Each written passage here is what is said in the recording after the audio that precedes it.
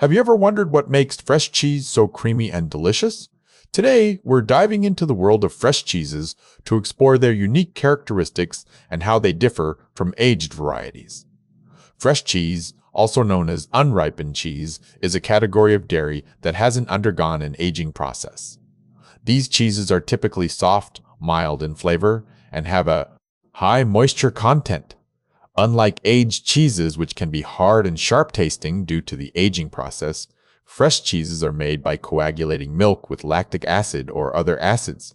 This contributes to their softness and freshness.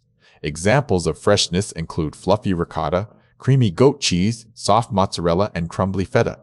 These cheeses are known for their mild flavors that can be slightly salty or tangy.